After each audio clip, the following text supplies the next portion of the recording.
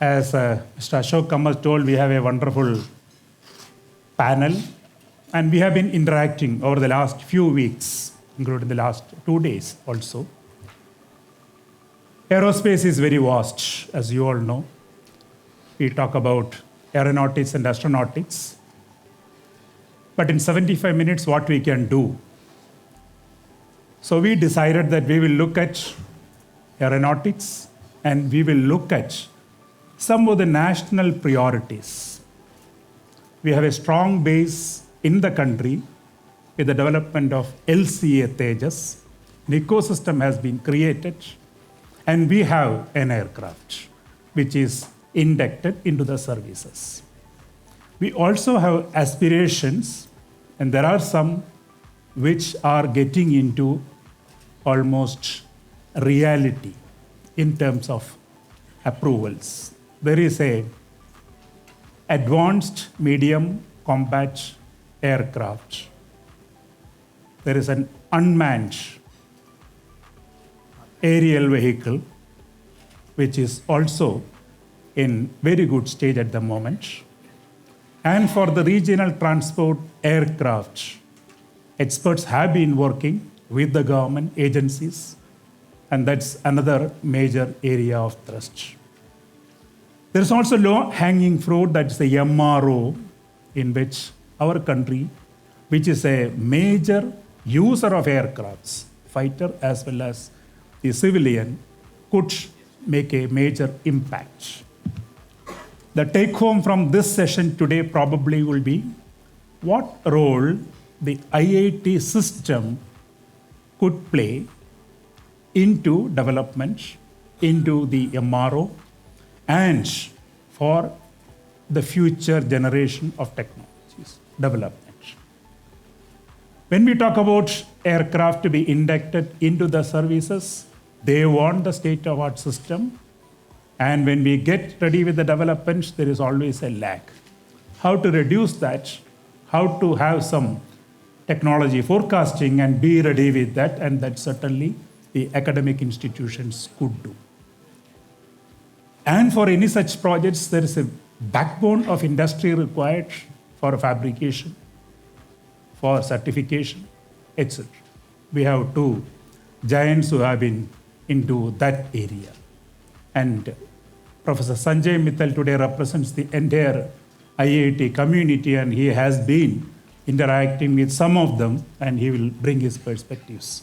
So I will request Professor Kota to enlighten us about his experience from the mid-80s into the development of LCA, certification, and induction. And from there, how do we take on for the future projects? Thank you, sir.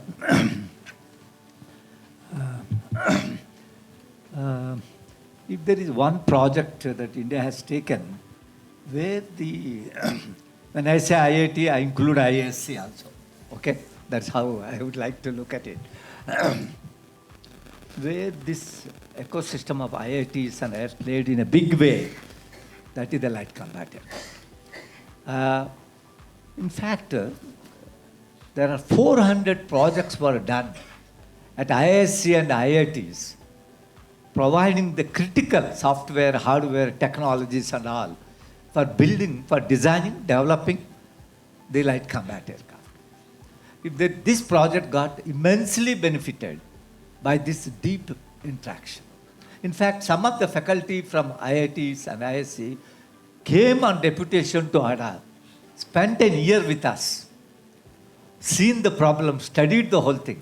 And when they went back, I think next 2 decades, they continue to, their student, their colleague, they continue to work on critical problems.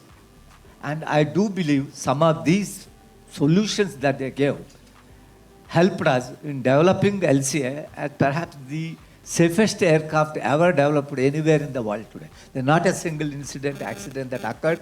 All aircraft which were developed along with that, they had serious accidents. I thought that is something which has come very well. And the hardware, the software, the design software, all of them came from this deep interaction that has occurred. It is there for everybody to know. and everybody to see how this interaction has worked. An ecosystem also has been created. We had at least nurtured about 300 industries and 40 R&D labs. And these, out of these 300, at least 20% of them today have reached the next level. And most of them have become now the exporters of the technology they have developed and the products that they have developed. People who developed the looms, wires, cables, and all that, I think at least to about 20, 30 countries they are supplying. Okay? We went through a very difficult phase whereby there was US sanctions, and the flight control system was a critical thing. We went through a full digital one. And the actuators were very, very difficult. My Radhakrishnan is here. The design development of that, what you call servo actuators, were developed at VSS. Okay? And while developing, the complete production was set up at two industries, Godrej and MTCR. And today they are producing all the actuators. And what I'm happy to tell you is, the next projects what we are talking of, AMCA, we are talking about unmanned combat aircraft. Today we are fully ready with the critical actuator technology, onboard computing technology, hardware, software, safety, all that is available. The ecosystem is available. Okay?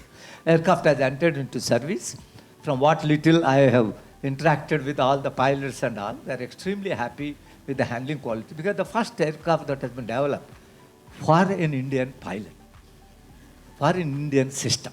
All these years with the Russian or the French or the British, they have developed for their country and they have supplied to us. Here is the first aircraft which have been done by them, for them, and they are being used.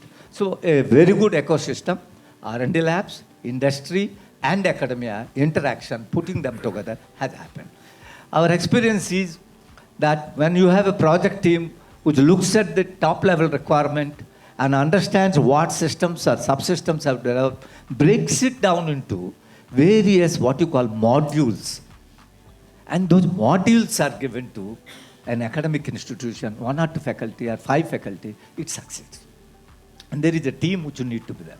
And one experience I found was, however good an organization is, they can do up to 95 to 98%, but that 2 to 5%, they need a holding hand. And if the project team gives that support, they will succeed. And this is what we have done. And our scoreboard is, out of 400 projects we have given, 398 are successful.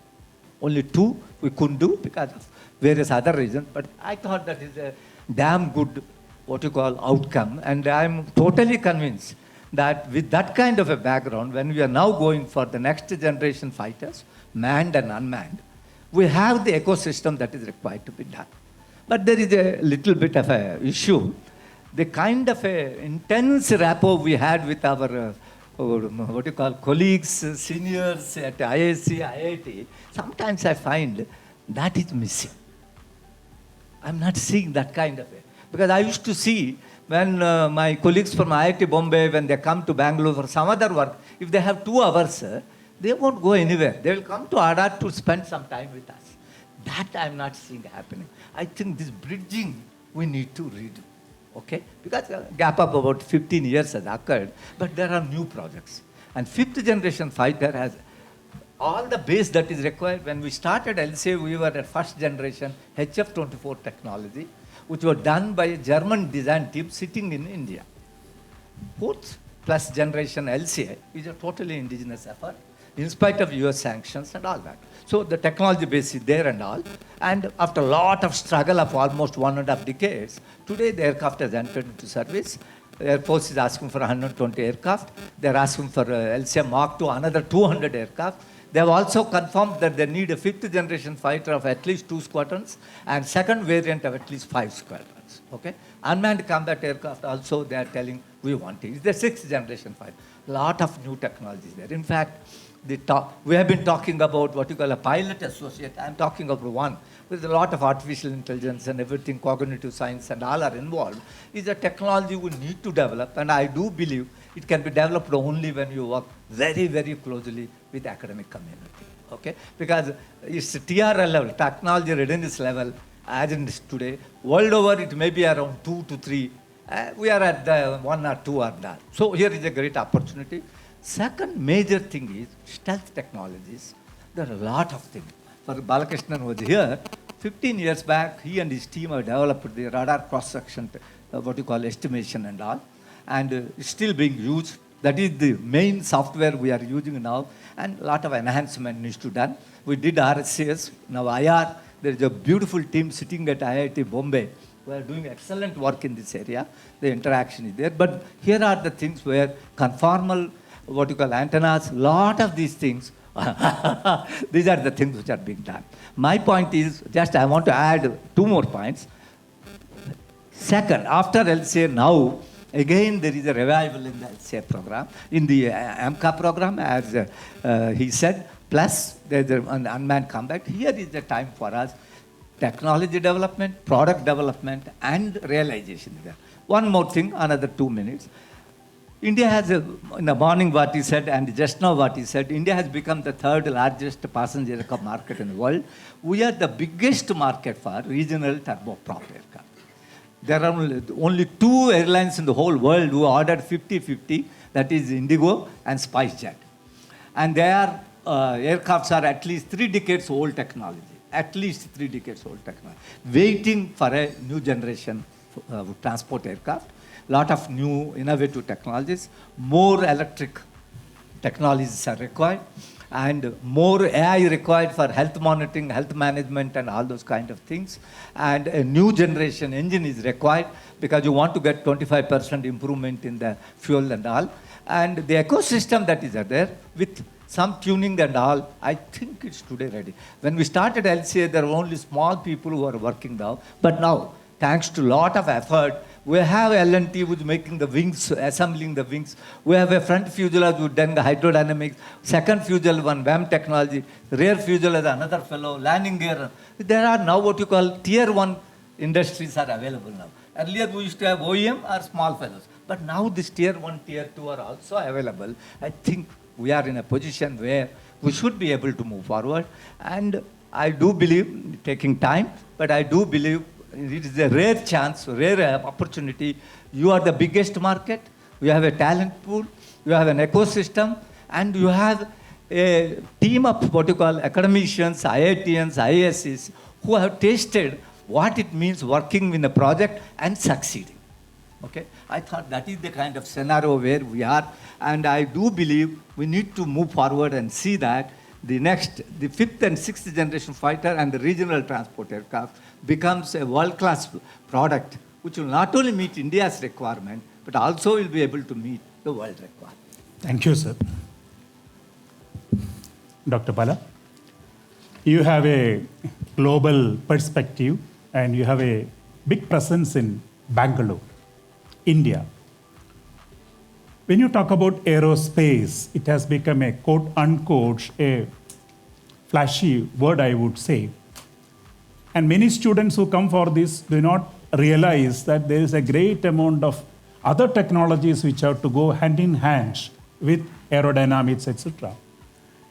And you are looking at the products of IIT, IISc, and the education system to be contributing to your endeavor. What are these observations that you have? What are the feedback that you would like to give to IIT to retune their research and education activities? And later we will request Professor Sanjay to respond to it also. Thank you, Dr. Radhakrishnan. Just by way of background, I am from one of the IITs, the one in Madras. Then I went and got my PhD in the US. I became a professor, and I realized that as a professor, I had to write proposals to do research. And that's when I realized I didn't really know anything about the industry. Then I fortunately moved to the industry, and I discovered that there were many things that I did not know through my education, undergraduate level as well as graduate level, about what really happens in the industry. So like Dr. Radhakrishnan started out saying, aerospace, we have aerospace degrees that we give out to people. There are universities that they say they have an aerospace department. There are colleges, they want to start aerospace department. My own son, he is interested in aerospace, he works in aerospace, but my advice to him was to go get a degree in mechanical engineering. Because aerospace is not just a science. Aerospace is an industry. In an industry, it's a very exciting industry, it's a very challenging industry. It is extremely visible. When we do good things, it's visible. When we do bad things, it's even more visible. So the demands on that industry are very, very severe. So what we need is excellent people dedicated to whatever discipline that they are studying, aerodynamics or what you learn in the aerospace department. I personally have 3 degrees in aerospace, and I'm happy about that. But that is, maybe I got lucky. I got lucky to be where I am. But that is not the only path to succeed in aerospace business. And when it comes to what should the students learn, there's a lot of debate. People talk about we have to prepare students so that they are ready for industry. I would say yes, that is true, but it is not the way most people are talking about it. They kind of go to industry and say, what skill do you need? I will tailor my curriculum so that I will prepare that clone and send it to you. And in the meantime, industry has decided that's not what they are interested in, or some change has happened in their business. Sorry, we are not hiring this year. And then what do you do with these fellows you have prepared? So the right answer in my mind, and this goes back to my education in the IIT. I spent 5 years, so you kind of can figure out, my degree took me 5 years of education. And the kinds of things we learned during those 5 years gave us the foundation to go learn additional things. There are a lot of buzzwords we talk about today that people didn't even know or use in those days. So, but now, of course, if you want to continue operating in the business, you not only need to understand what those mean, but you also need to understand how it can be implemented, utilized, for the purpose of making some impact on the industry. So, talking about what is the advice, to the IIT, faculty especially in terms of how do you develop curricula, I think you focus on creating people who have very, very strong fundamentals.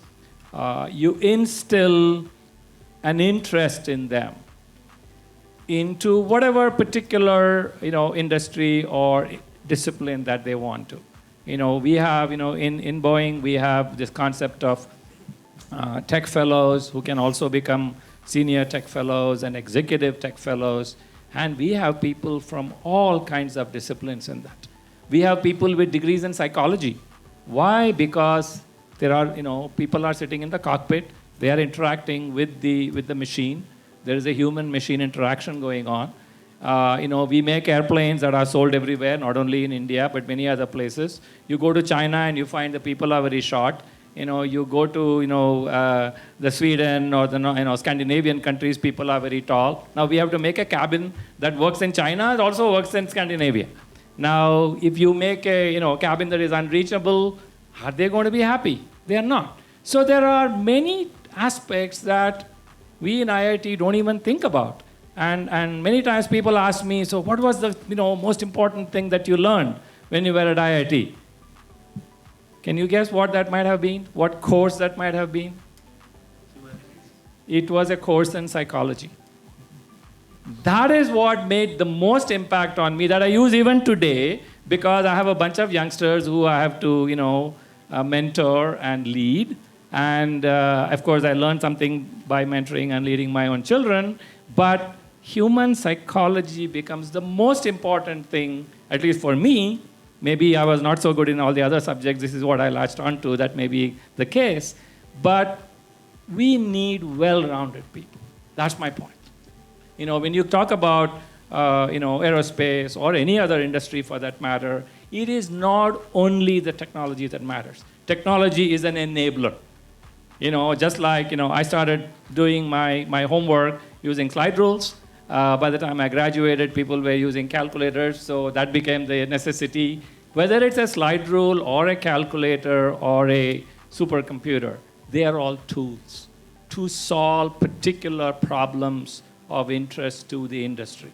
So if people have the understanding, they can switch. They can switch from using, like Professor, Mittal, he's an expert in aerodynamics. We all talk about CFD today. There was no CFD when the 747 was designed.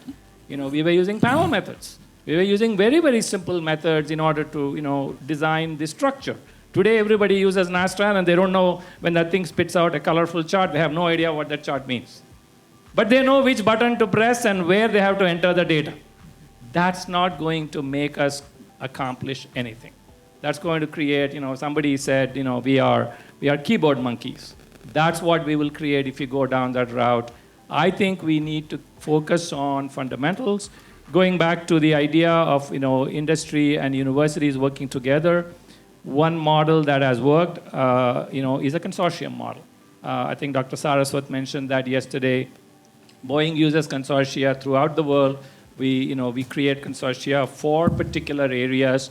The US, I think, happens in Europe also. I don't know. I'm not that familiar with the model there.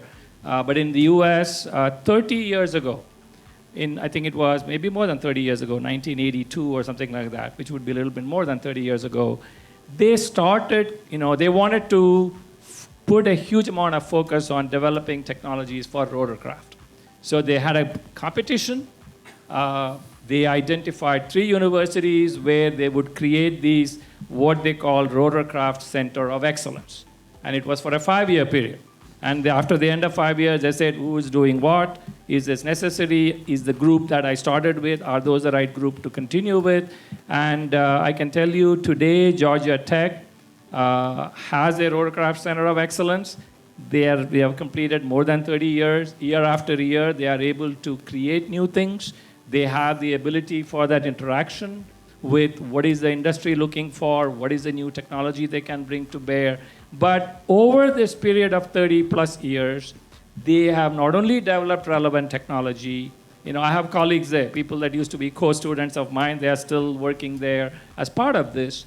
They have also created, just like Dr. Kota was saying, a group of people who are not just degree holders, but they have an understanding of something much more than that. So those are the kinds of things I think are worth trying. So there is a sense of competition because you don't get a project just because what your address or zip code is, pin code is, but you also are bringing in something that kind of entitles you to, or makes it possible for somebody to say, this is a group that I want to work with. I have lots of other comments I can share, but I know Professor Gopalakrishnan is saying time's up, so we'll pass the mic on. Thank you very much. Thank you, Vela. Ajit, you have created an institution in Bangalore and Trivandrum. You are networking with the majors in the fields. And you know that India is a very major market, and MRO is something where we have low-hanging fruits. And that is where several of the new technologies can really contribute. And the brain power of India can really contribute. Can you plus give the perspectives on the engine, which is a critical element of any new aircraft that we are going to get? Well, I think Quest is a service provider. We work with many aerospace companies around the world, and some of them are engine manufacturers: Rolls-Royce, Airbus, Boeing, GE Aviation, Safran, and Pratt & Whitney. These are some of the companies we work with. And building this business of about 13,000 engineers today, aerospace represent 40% of our company. And I always contrasted the aerospace engineering with the IT industry. In IT industry today in India, there are more than 4 million people employed. And more than 1 million people in the United States, engineers working in the IT segment. And contrast that with India, close to 500,000 people, engineers, graduating from IITs, all other institutes, getting into the IT industry. And if you contrast that with the aerospace, just in the US alone, more than like 250,000 engineers work across various OEMs. And you contrast that with India, which is like only about maybe 20 to 25,000 people. Why there is such a big disparity? IITs do produce, first of all, they do a great job in attracting the talent without a shadow of doubt. The brightest of the minds get into the school. But how many of them after graduating actually stay back in India and stay back in India to do the engineering work versus they getting sucked into the IT industry?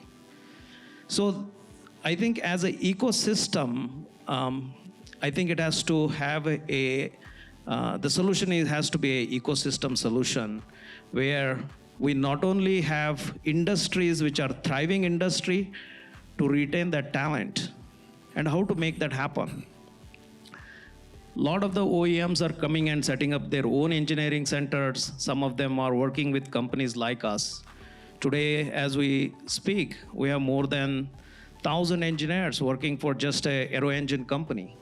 And for last 20 years, we have been supporting these organizations and building immense capability, not just doing routine engineering work, but even have the abilities to take complete responsibility for components and subsystems and potentially even system level activities.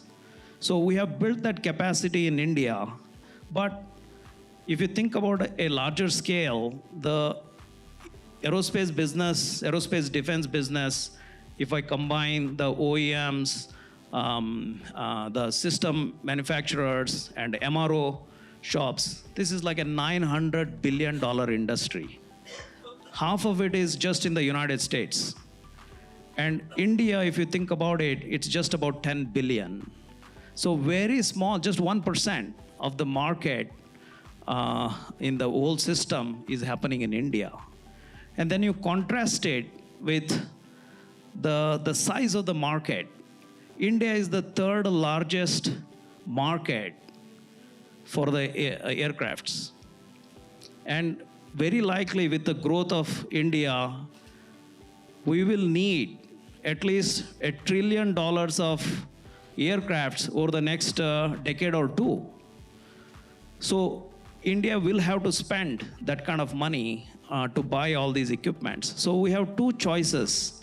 One is to address it through regional transport aircraft, just what Kota Harinarayan mentioned.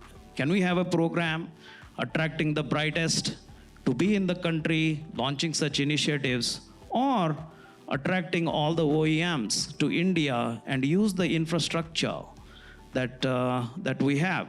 Of course, access to the talent, and then get them to manufacture here, whether it's precision engineering, processing, labs, all this infrastructure, get them to establish here. So we build the ecosystem similar to what has happened in the IT.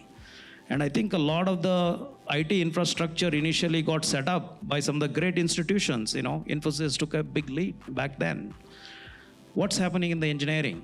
So I would really love to contribute to that journey of making India one of the power hubs for aerospace in the coming years. And IITs, I think, as I said, you've done the first job of attracting the best talent. I think question is, how do we keep them in engineering? That, I think, will be the challenge for the institute. Thank you, Ajit.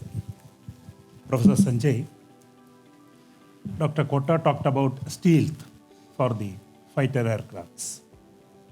He also talked about the unmanned combat aircraft, where a lot of intelligence, smartness need to be built into it for us to detect others and for others not to detect us. Both are required. And of course, the multidisciplinary type of activities. And those critical technologies like materials, for example. These are all important areas, manufacturing technology. Now, how do you respond to it from IIT, IISc? Thank you, sir. Plus, of course, on the people who are coming out of them. Sure. So I think this is a very exciting time for all of us because if you look at a person like me, I mean, there's incredibly talented colleagues at the IITs and ISC. We get the best students, and the country is dreaming of programs which are, just top of the line. So this is really a brilliant time to be in this setup. So the question is, how do we leverage this to go to the next level? In terms of the technologies, typically each department so maybe first I should say that not all IITs have aerospace departments. So IIT Madras, IIT Bombay, Kharagpur, Kanpur, they have full-fledged aerospace departments. And then Hyderabad has a mechanical and aerospace. And some more may get converted in some IITs. So we have a pool of very dedicated faculty and very dedicated students. And the curriculum, by and large, is very similar in all the IITs and ISC. And what Bala said about going to IIT Madras, I think we have similar curriculum in pretty much everywhere. So the idea is that you train the students in some basics. So for example, in aerodynamics, they would learn the very basic. And then you kind of offer a lot of electives so that they can get rich in those specific areas. Now the point is, so I would like to speak on two things. One is the logistics part of it, how to reach there, and then of course the specific technologies that we need. So when I like to interact with any industry, let's say maybe Boeing or Quest or maybe ADA or VSSC, I would like to go there with some confidence that I can promise something which is of value and I can keep that promise. I should be able to deliver. And my confidence comes from the students that I work with, the colleagues that I work with. The problem right now is that we have extremely bright students in our system, but as Ajit also pointed out, many of them, they actually are not interested in aerospace engineering. So it appears we are not challenging them enough because they're good, we are teaching them, and still they want to veer away to some other field.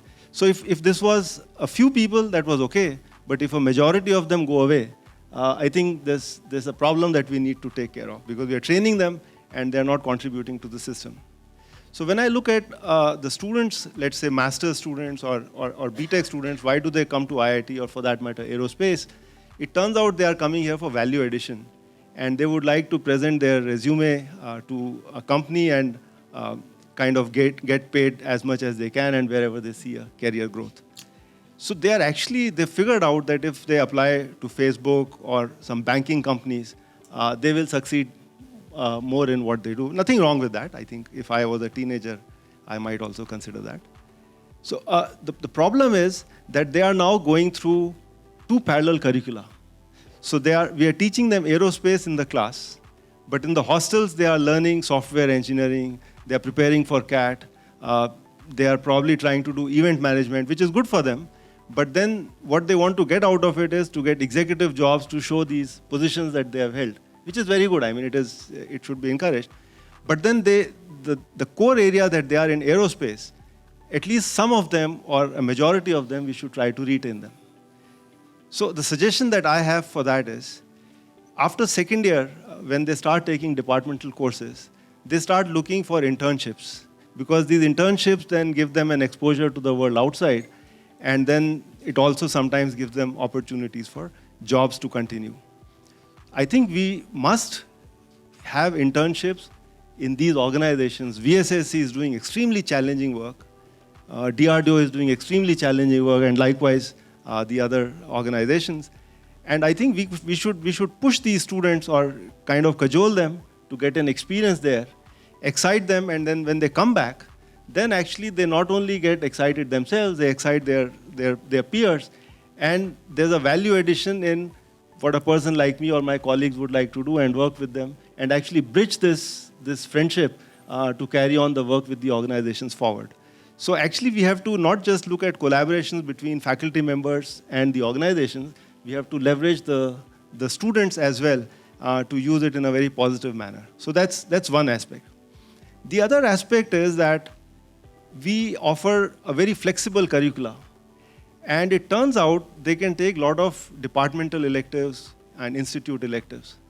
And by the time these students, they finish, these are smart people, and by the time they finish their bachelor's degree, they have actually exhausted all the electives in the institute, the ones they want to learn. So when they come to a master's program, they are like deers in headlights. I mean, they don't know what courses to take, and it's such a pity. So the suggestion that I have is, I think we should pool resources. So Professor Gopal Krishnan is an expert in composites in structural health monitoring. Why can my student not take his course? So actually we have about 20, 25 faculty members in each department. And why should the electives be offered only by these few electives, rather than pool all the resources? That way I sit through the class, he teaches along with my students, and there is a very natural collaboration that exists. We can also pull in the resources from the industry. I mean, there are things like about engine technology, the aerodynamics, that I only studied in the form of a cycle or in terms of some charts. But I don't have the working knowledge to give it to my students, and therefore I'm not able to excite them. Maybe we should have inbuilt into the curricula some guest lectures from industry experts. And that actually gives us a forum, a very formal forum to interact with each other and do things like that. So that's one part I wanted to allude to. The next one is actually about the New facilities technologies, themselves. Advanced. Right, the advanced ones. So, I mean, all IITs and ISC, we typically have 4 areas: aerodynamics, propulsion, structures, and flight mechanics. And there are a lot of technologies that need to be developed. For example, in materials, we've been working on composites. We've been looking for new alloys. In composites, I think there is still some issue about what happens during fatigue. So those are some areas. Then configuration design, aerodynamics in terms of how do you make aircrafts which perform better. For example, we are talking about a regional transport aircraft, and the wing design in that versus that for a fighter aircraft is going to be very different. Propulsion technologies. And that brings me to a very nice experiment that I think we can replicate. So if you look at the Center of Propulsion Technology, it was established in 2016 as a partnership between IIT Madras and IIT Bombay. And this was primarily sponsored by DRDO. So they have a very well-defined mission. They want to get futuristic engines to kind of build all the needs of the nation. And there are participating institutes, IISc, IIT Bombay, IIT Madras, SVNIT, and another institute in Surat. And they're all working together on very specific technologies. And of course, also basic research. I think we should replicate that model. There are virtually no testing good facilities in any of our institutes. We have a wind tunnel facility, but that needs an upgradation. We have hypersonic facilities, they need upgradation. We need propulsion facilities, we have a flight lab, but it is crying for the right kind of aircraft with sensors. So we need to actually identify these institutes. And I took a list from my colleagues in various IITs. Almost all of them work in CFD, so they have said they would do that. Combustion, there are IIT Madras and IIT Hyderabad, for example. ISC is very good on aeroelasticity, rotorcrafts.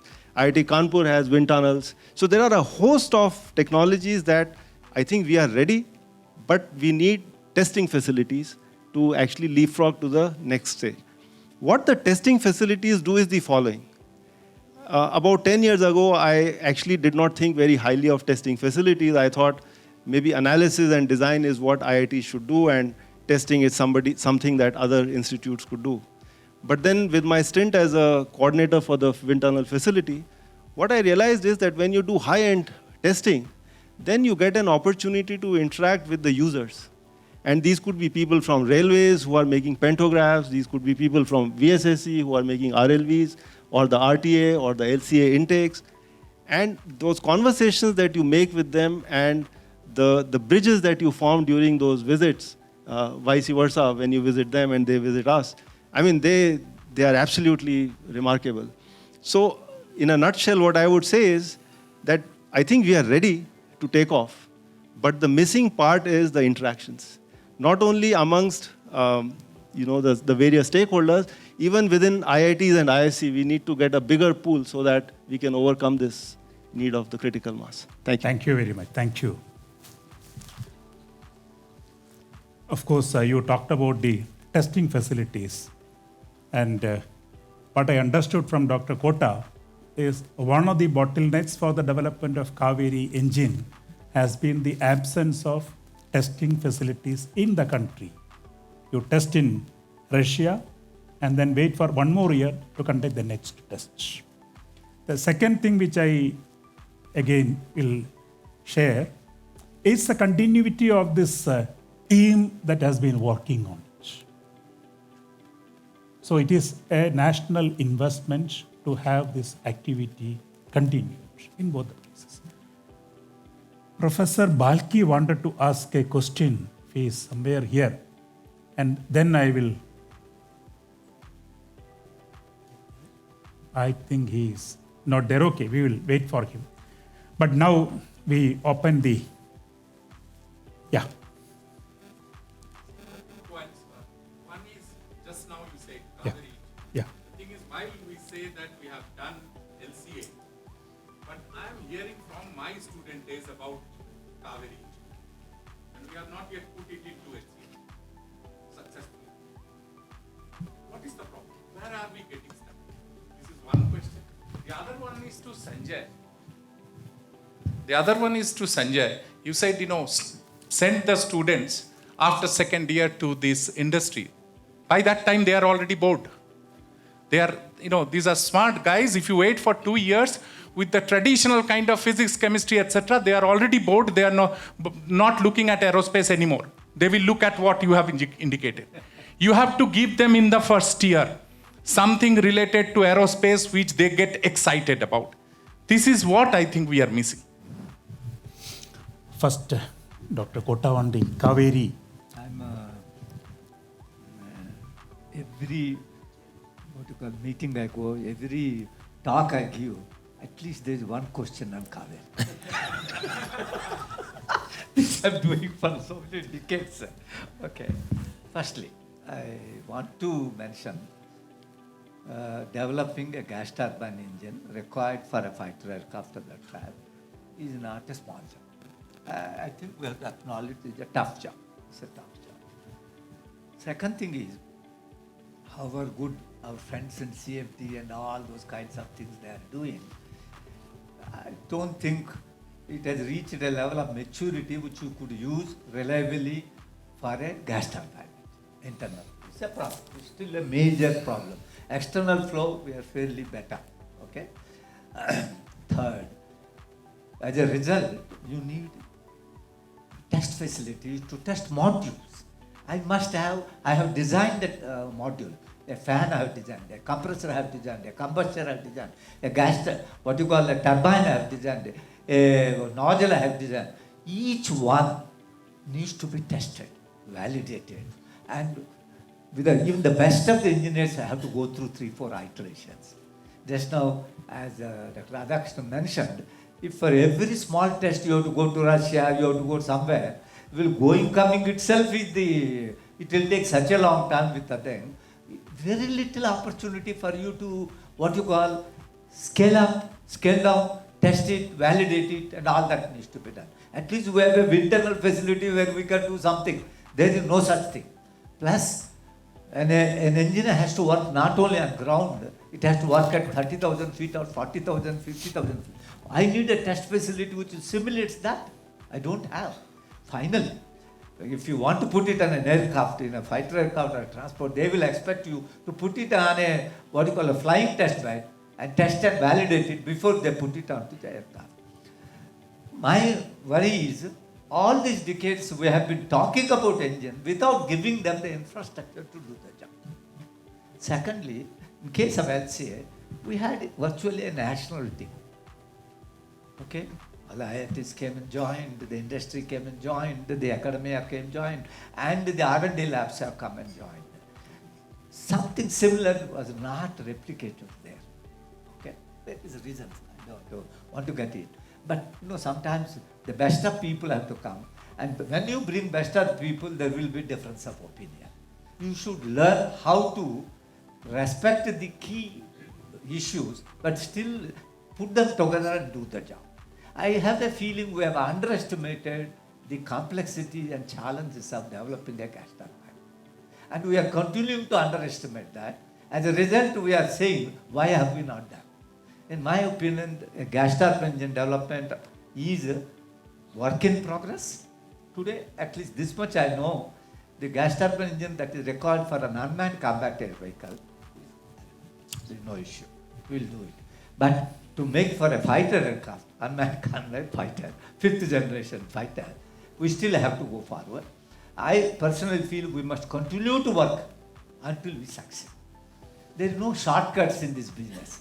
Long back, I want to tell you one thing. We sometimes, in India also, we think a shortcut will lead us to that. Long back, when my son was a young man, we were in a colony in Nasik. Normally, he used to come back from school after half an hour. He didn't come for 3 hours. Actually, we were worried, he came back. Then we asked him, why you have taken such a long time? He said, I have taken a shortcut.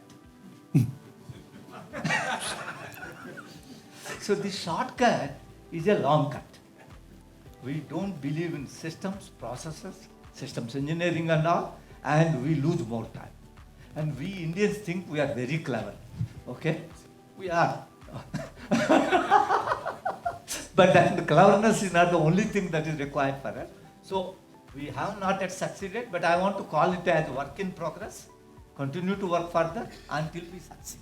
Okay. The good part of it is that engine is going to be used for the UCAV. That's what the input that you are giving. Okay. Second part of your question is a suggestion about the curriculum. Okay. Can I make a comment Yeah. about the Kaveri? How many of you live in Bangalore? Do you have Kaveri water? So Kaveri, I think, is a wrong name. Maybe they should change the name to something else. We are still waiting for Kaveri engine and Kaveri water. Thank you.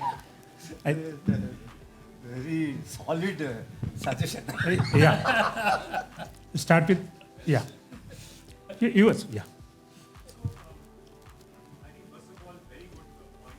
My very simple and pointed question is, what is required to get the test beds in place, to get the teams to work together so that we can achieve? And if you can get some concrete suggestions, that would be very helpful. See, in any major program, any major area, gas turbine is a program. There is something called, what you call, infrastructure to be created, manpower to be trained, technologies to be developed, then you get into the project. In ISRO, they have been doing it for a long time. If you don't invest in the front, the project gets suffered. I have a feeling to create that kind of facilities, what we are talking, anywhere between 7 to 10,000 crores are required. So, it's a decision to be taken, look, I am going to sink that money because I just can't manage without a gas turbine technology in a big country like India. That is the basic thing. Plus skill, capability. We also have to do this. Not that I spend 10,000 crores, the whole facility will come. That also we have to invest in doing that. But that decision has to be taken as a major task. Thank you.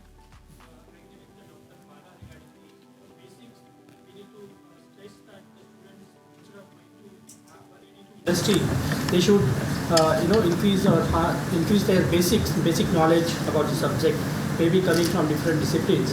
But I also agree with the point that second year students, they need to be exposed to the industry. Now, if the second year student, if they are not ready to go because they are not studied many of the basics, I think we should have more interaction from, say, VSSC or ISRO or DRDO or corporates to come to the institutes like IIT and then interact often on the aerospace so that students are motivated much more and from this first year, second year onwards. Yeah. So, valid point. I think this motivation for what our children, I'll say children in a general term, want to pursue is also influenced by the society that they live in. And I know many years ago, I remember in the US, people used to complain that nobody is recognizing engineers. You know, the basketball players and the movie stars have more visibility than people in, engineering or teaching profession and so forth. I think we have the same problem here. Most of our youngsters don't know anything about who our stalwarts are when it comes to science or technology, whether recent ones or ancient ones. So there is something more fundamental than teaching them the latest thing. I think we also have to teach them, a value system that makes them feel proud to be who they are as an Indian. And this thing about I want to work in aerospace because it is something that is more valuable than just going to the best paying company. So there is a different element of that.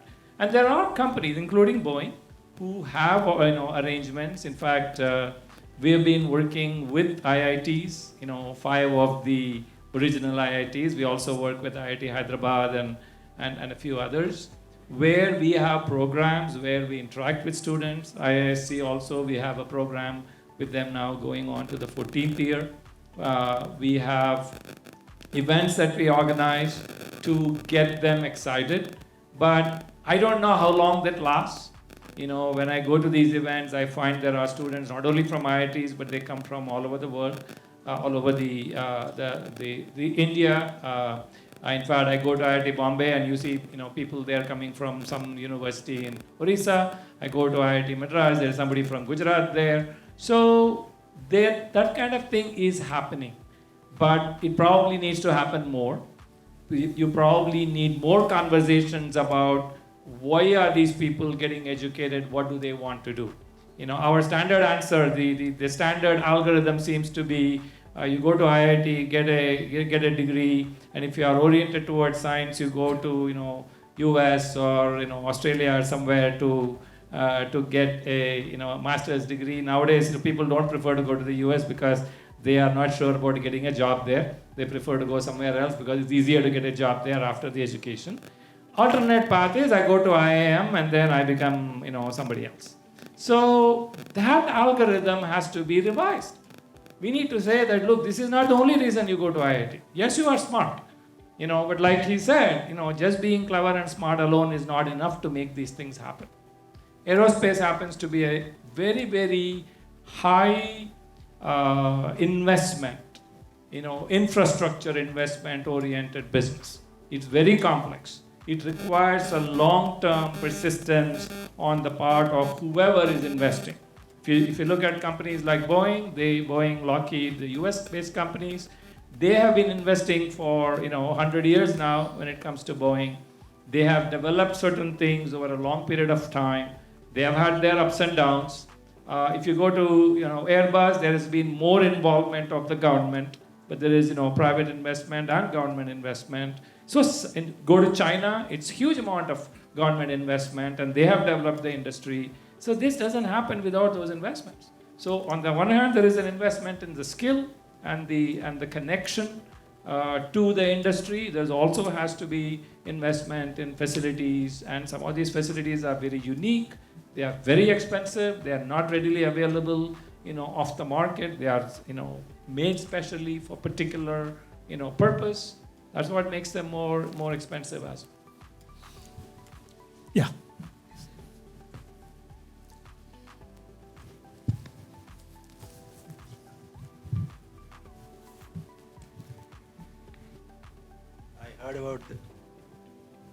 I heard about this problem of Kaveri engine, and Dr. Kota Harinarayan visited us. We started a small venture of doing macro turbines, and we have developed 3 macro turbines with 40 kg thrust, 80 kg thrust, and 160 kg thrust. No funding from government. We don't believe in it. Yeah, and now we have sent in the DEF Expo 160 kg turbine. So in this, we have neither taken any funding.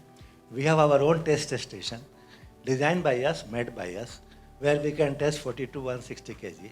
It has been seen by GTRE and Dr. Kota Harinarayan and so many people. And we didn't have any aeronautical engineer. We had a team of mechanical engineers who did MTech from IIT Bombay. We have some software for aerodynamics, etc. And we have done it in 2 years, 2.5 year time. So why in 20 years the one engine could not be developed?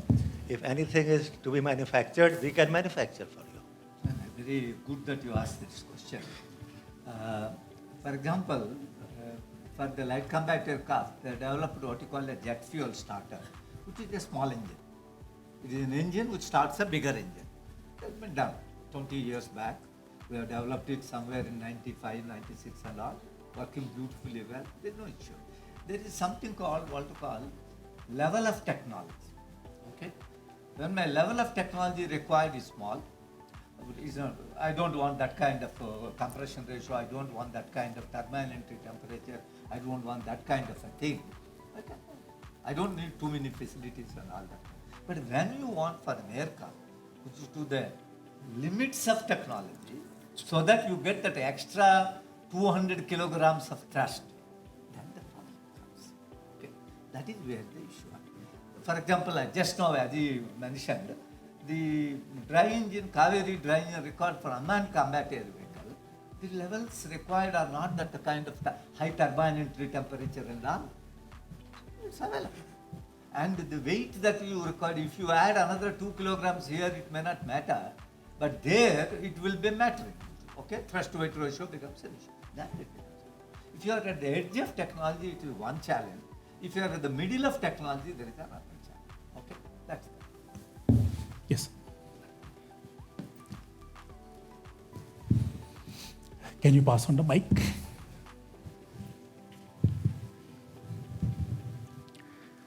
So two questions.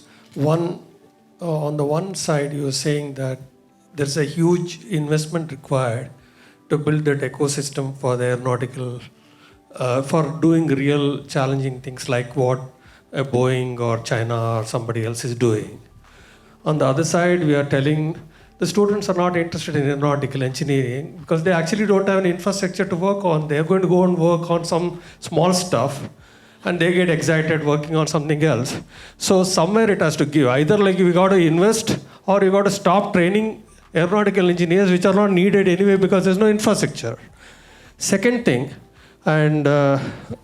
Radhakrishnan may comment on this, ISRO seems to have created technologies which are like far more powerful thrust engines, solid state, all types of things. I don't know, maybe they got a lot of investment from government, that's possible. And some part of that may be diverted to Kaveri engine and so we can get something here also.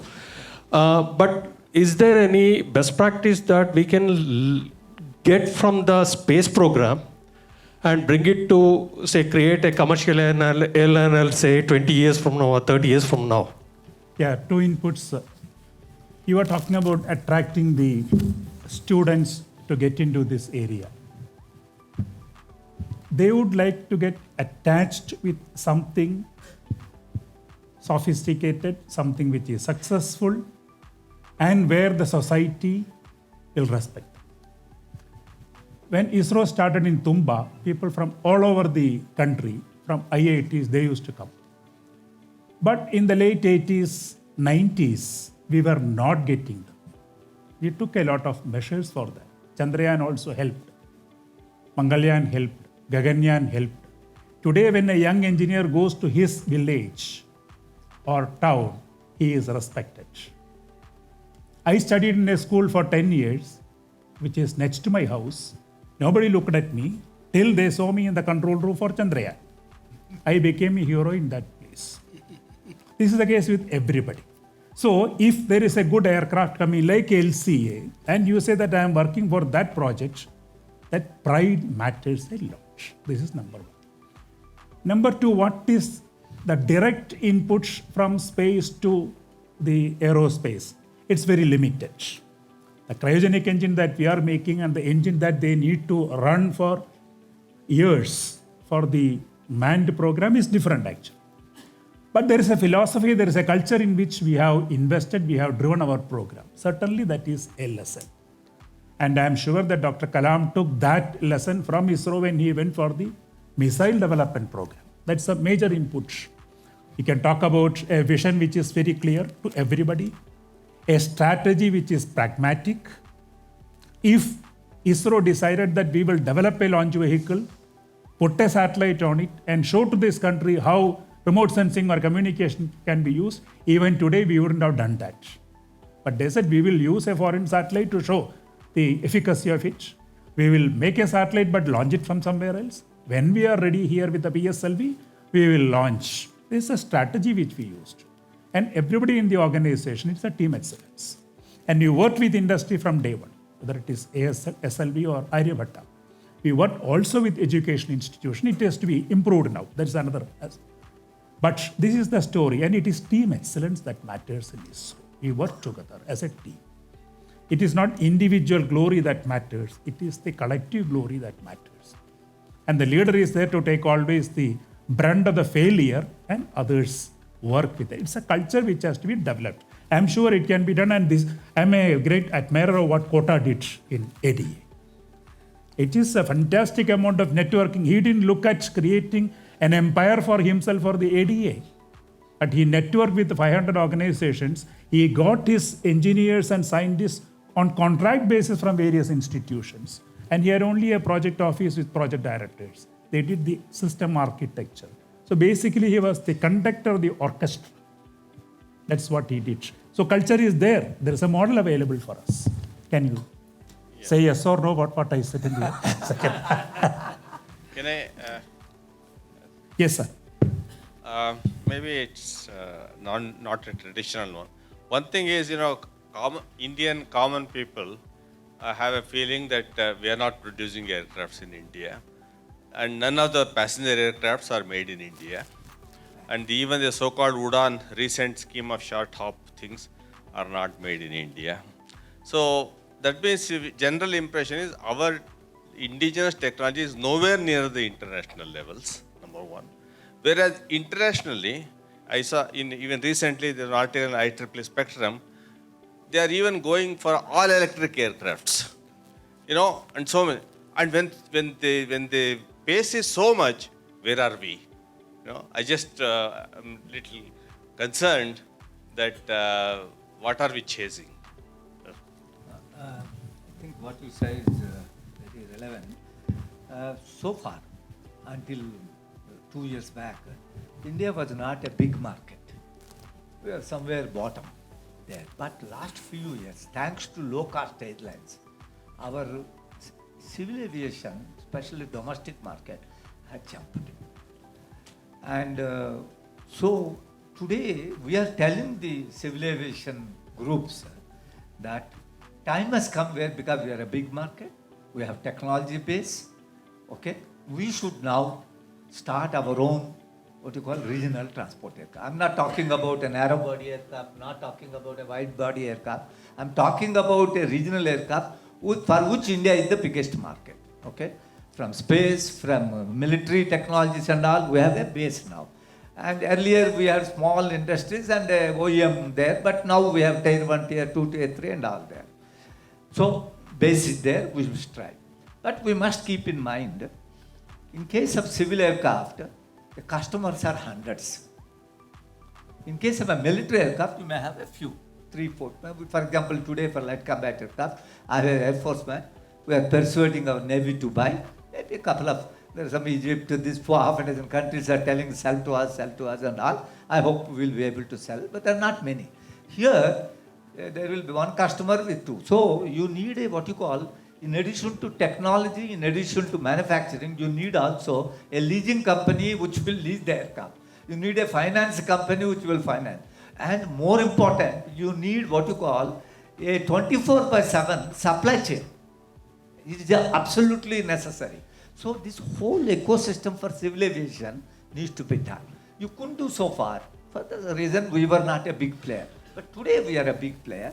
So we are trying to tell the government, this is the time for us to take bold decisions, move forward, and use this window of opportunity. Okay? And the existing aircraft are at least 2 to 3 decades old. I normally use the word before Christ. Even Christ say I'm younger. Okay? That is the point. It is a great opportunity. We must take advantage of that. Sir, the other part of the question that you told about the all-electric and more electric aircrafts and the new technologies which are coming up is a technology. But the point is, we have to be proactive on that. And build that. And the academic institutions are the best agencies to look at it now, because in the reactive mode, we develop, and the user finds it's of no use at that point of time. So we should not be chasing and losing. It's a good. That we need to. We can think of a national mission project. Absolutely. About networking all the IITs, etc. On this all-electric aircrafts and some of these things. So at least we create an indigenous expertise base Absolutely. on this. Absolutely. In fact, more electric, we can try with an unmanned vehicle. Because we have solar, battery, charging, everything is there. Because we are going on renewables. So it can parallel. For example, even in rockets, electro-hydraulic system, now we are replacing the electromechanical system. Exactly, Because more powerful system, power storage, everything is available. Yeah, yeah. I think Mishra sir. So two small questions. One, I was at the inauguration of the facility set up by Mahindra in Bangalore, outskirts of Bangalore. So they are making 4-seater, 6-seater something. So you can comment on that. I don't know much about it except that they're very. So I think on a few. And the second is for Sanjay. I've been to IIT Kanpur and seen that they have developed these drones which have wings. So can you say, let the people know that about it? Because that's a very unique. Yeah, please. It is the expo also now. So thank you. I think all institutes nowadays are into these small vehicles, the drones, and I have a term for it. So teachers who make drones, I call them dronacharyas. So IIT Kanpur is very unique. We have actually all three kind of drones: the fixed wings, the rotary wings, which are like the quadcopters or the dual copters, and also the ornithopters, which are flapping wings. In fact, we have several world records on the endurance and the range of these vehicles. And they are so realistic that once a colleague was flying them, actually this is the work of Professor Devapam Das, and he was flying it it was a pink colored ornithopter, and all the crows were kind of following it. And I leave the rest to your imagination. Let me just again say, but why is it not in the press? Why does the public not know about it? You have to blow your own horn, I'll take that feedback. Sure. No, but they are one of the best helicopter labs. I think perhaps the best helicopter lab in the country and among the few in the whole world. Okay. I know, but it has been disciplined. I agree with you. I think now Jodhpur, the man who started the whole work is sitting in Jodhpur, IIT Jodhpur. Venkatesh is sitting there. But they still have a very strong team. And your other question was on... There is a board there, and we need Gopalakrishnan. 3 minutes only we have now. Sir. No, he has one question. Okay. Mahindra. Actually, there is a 5-seater aircraft that was developed jointly between Mahindra and National Aerospace Lab. It has done a number of flights. Today, they are not proceeding further. India has a very peculiar requirement, DGCA requirement. A 5-seater should have 2 pilots. Passenger ke liye jagah kahan hai? They say 2 pilots. So it becomes so uneconomical. Anywhere in the world, including USA, Africa, anywhere, 1 pilot is good enough. Up to some 10-seaters and all. We are the only country we want to. If you have more than 2 seats, you have to have 2 pilots. Gopal, 2 points from you. That is 2 minutes, 2 points. And no wrap up then. There's no time. As Professor Gopalakrishnan. Okay. I just have, based on my own experience, as all of you has pointed out, aerospace is a discipline of disciplines. Every discipline will fall into the other discipline. And DRDO and space are also discipline of disciplines, where everybody is taking there. My only observation is, with so much of talent that is available in the country, the interaction with the DRDO and the IITs and IIC professors is abysmally low right now. I'm very sorry to say that. And that has to really increase. The reason for many, so 1942, first when we didn't know the spelling of aerospace, Department of Aerospace at IASC was started. And at that time, IASC was the only people. We produced doyens in aerospace in this country who went on to occupy bigger positions. And they knew each and every faculty at IASC. And IASC helped develop many IITs, including IIT Chennai, NAL, ADE. With such a background there was a perfect understanding. Today, you look at it, all of the doyens have retired. Many younger people have come, and nobody in DRDO knows what they are doing. When I was the chair till last year, I pleaded with DRDO at Space, please invite them. Please invite them. You don't have to give money. Let them sit in their reviews. You have very solid reviews for both Space and DRDO. They are not agreeable because they don't know. The interaction has become very low, and wealth of talent is sitting in all of these places, and they are not utilizing So it. we need to establish the bond now. That is what I just wanted to say. Thank you. I think we are through. Thank you.